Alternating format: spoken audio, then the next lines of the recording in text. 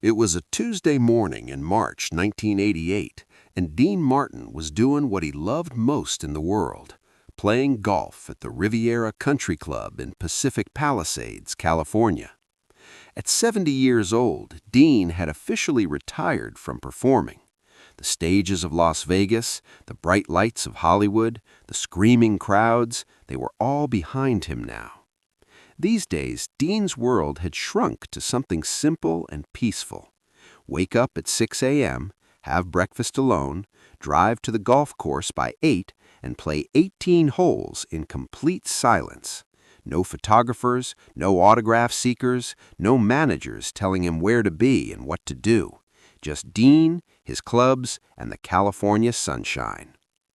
But Dean Martin wasn't the same man who had ruled Las Vegas alongside Frank Sinatra and Sammy Davis Jr. Something fundamental had broken inside him exactly 1 year earlier, March 21st, 1987, the day his son, Dean Paul, died in a fighter jet crash. Dean Paul Martin, 35 years old, a captain in the California Air National Guard, had been flying a routine training mission over the San Bernardino Mountains when his F-4 Phantom II disappeared into a snowstorm. Search teams looked for weeks. They never found his body. The loss destroyed Dean in ways that nobody fully understood. He stopped performing, stopped socializing, stopped being Dean Martin, the entertainer. Frank Sinatra would call every day, begging him to come back, to rejoin the world. Dean would politely decline and hang up. On this particular Tuesday morning, Dean was playing alone, as he always did now. He just hit a beautiful drive on the 9th hole, a 380-yard par 4 with a slight dogleg right, when he heard the sound of a car engine behind him. Dean turned around to see a black limousine driving directly onto the golf course, cutting across the fairway toward him. The car stopped about 20 feet away, and a man in an expensive suit stepped out. Dean recognized him immediately. Marcus Kleinfeld, one of the most powerful entertainment executives in Hollywood.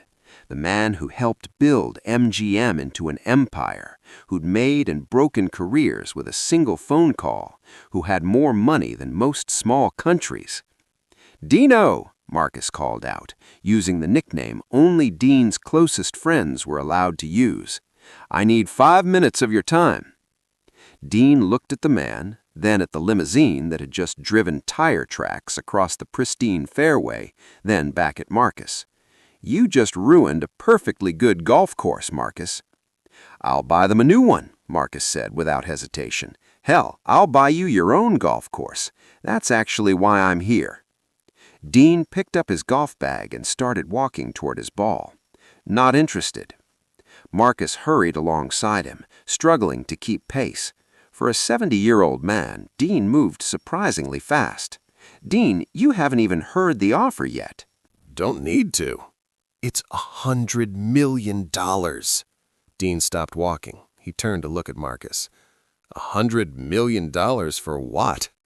Marcus smiled, sensing an opening. He gestured toward the limousine. "Can we sit down? I have the contracts in the car." "We can talk here," Dean said. "I'm on a golf course. I don't do business meetings on golf courses."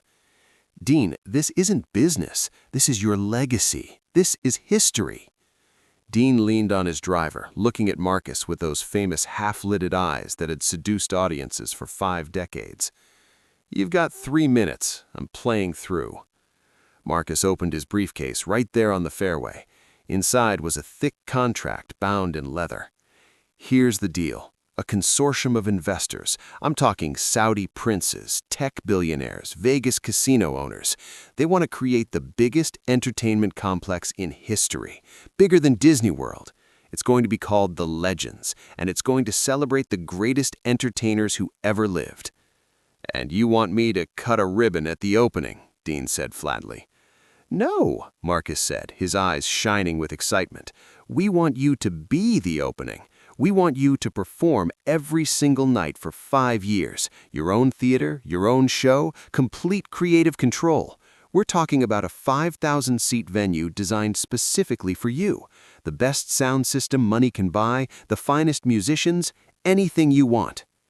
Dean started walking toward his ball again. I'm retired, Marcus.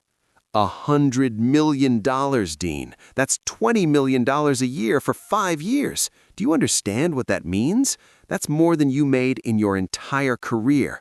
More than Sinatra's making. More than anyone in entertainment history has ever been offered. Dean reached his ball, pulled out a 7-iron, and studied the distance to the green. About 150 yards, slightly uphill, wind coming from the left. Plus, Marcus continued, we're building a museum, the Dean Paul Martin Museum. Your whole life preserved forever. Your awards, your costumes, videos of your greatest performances. We're talking about immortality, Dean. Dean addressed the ball, took a practice swing. And here's the beautiful part, Marcus said, his voice dropping to something almost reverent. Part of the deal includes a $10 million donation to any charity you choose in Dean Paul's name.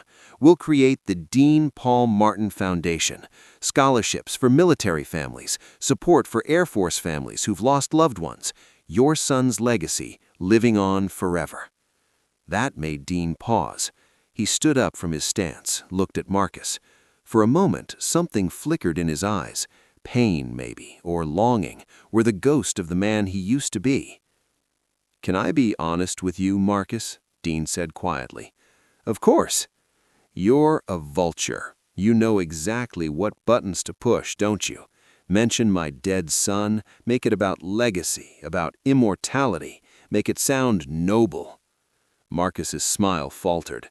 Dean, I didn't mean— 5 years, Dean interrupted. 5 years means 5 years ago my son was alive. 5 years ago I thought I had all the time in the world. 5 years ago I believed that money and success and fame actually mattered. Dean sat up over his ball again. Want to know something funny? When Dean Paul died, I had millions in the bank. I could afford the best doctors, the best everything. But I couldn't afford one more day with my boy. Not one more conversation, not one more phone call where he tells me about his latest flight, or asks me about the old Rat Pack days, or just says, I love you, Pop. Marcus stood silently, the contract hanging limply in his hand. Dean hit the shot. It was perfect, a high draw that landed softly on the green, about 15 feet from the pin. He watched it settle, then turned back to Marcus. After Dean Paul died, I did something I'd never done in my entire life. I stopped. Just stopped. No shows, no meetings, no nothing. And you know what I discovered? Marcus shook his head. Life is pretty simple when you strip away all the bullshit, Dean said. I wake up, I make myself breakfast, I play golf, I go home. I look at pictures of my kids. I call them sometimes when I'm feeling strong enough. And some days I sit in my living room and I cry for hours because my boy is gone, and no amount of money or fame or legacy is ever going to bring him back. Dean, let me finish, Dean said, his voice still calm but carrying an edge now. You came here with $100 million. You probably thought that was irresistible. You probably thought, old Dean, he's broke, he's washed up, he needs this. But here's what you don't understand. Dean walked closer to Marcus, close enough that the executive took an involuntary step backward. I already had everything that mattered, and I lost it. My son. You can't buy that back. You can't perform it back into existence. You can't sign a contract that returns him to me. So what exactly are you selling, Marcus? Because from where I'm standing, you're asking me to give up the only thing I have left, peace, for money I don't need in a world I no longer belong to. Marcus swallowed hard. The investors, they're going to be very disappointed. The investors will survive. They'll find some other legend to prop up, some other has-been, desperate enough to dance one more time. But it won't be me. Dean picked up his bag and started walking toward the green. Is that your final answer? Marcus called after him. Dean stopped, turned around one last time. When he spoke, his voice was gentle, almost kind. "Marcus, I'm going to finish this round of golf. Then I'm going to go home, make myself a sandwich, and probably fall asleep watching a Western on TV. Tomorrow morning, I'll wake up and do it all again, and the day after that, and the day after that. It's not glamorous, it's not legendary, it's not worth $100 million, but it's mine, and it's the only life I've got left." "But Dean, her legacy." "My legacy," Dean interrupted, "is 8 children who I wasn't always the best father to, but who I loved more than anything. My legacy is 50 years of music that people still play at weddings and funerals. My legacy is making Frank Sinatra laugh so hard he couldn't finish a song. My legacy is every moment I spent with Dean Paul before he died. That's enough for me." Dean turned and walked toward the green, leaving Marcus standing alone on the fairway with his briefcase full of contracts and promises. The executive watched Dean line up his putt, sink it in 2 strokes, and move on to the 10th tee without looking back. Then Marcus climbed into his limousine and drove away, the contracts unsigned, the deal dead. But here's the part that most people don't know, the part that only came out years later when Dean's daughter Deanna published her memoir about her father. That night, Dean Martin went home and did exactly what he'd said he would do. He made a sandwich, he watched a Western, but before he went to bed, he did something he hadn't done in months. He called all 8 of his children, one by one, and talked to them. Not about business, not about money, not about the past. Just talked. Asked about their lives. Told them he loved them. His daughter Claudia later said it was the first time since Dean Paul's death that their father had sounded like himself again. Not the performer, not the legend, but just Dad. 2 days later, Dean Martin quietly wrote a personal check for $100,000 to the Air Force Aid Society in Dean Paul's name. It wasn't $10 million. It wasn't a foundation with his name on it. It was just a simple donation, anonymous except for the dedication to his son. When Frank Sinatra heard about Dean turning down $100 million, he called immediately. "Dino, are you out of your mind? That's more money than God." Dean's response was vintage Dean Martin. He said, "Frankie, God doesn't need the money either." Sinatra laughed, then got serious. "You okay, Pally?" "Yeah," Dean said, and for the first time in a year, he actually meant it. "Yeah, I think I am." Dean Martin lived another 7 years after turning down that offer. He never performed publicly again. He never signed another contract. He played golf almost every day until his health wouldn't allow it anymore. When he died on Christmas Day in 1995, his estate was worth a fraction of what it could have been if he'd taken that deal. But at his funeral, his children didn't talk about the money he'd made or the fame he'd achieved. They talked about the phone calls, the unexpected visits, the way their father, in his final years, had finally chosen them over everything else. The executives who'd offered Dean that $100 million, they built their Legends complex anyway. It opened in 1992 with great fanfare, featuring hologram performances of dead stars and museum exhibits celebrating entertainment history. It closed in less than 3 years, bankrupt and forgotten. But Dean Martin's music still played, still loved, still touching hearts.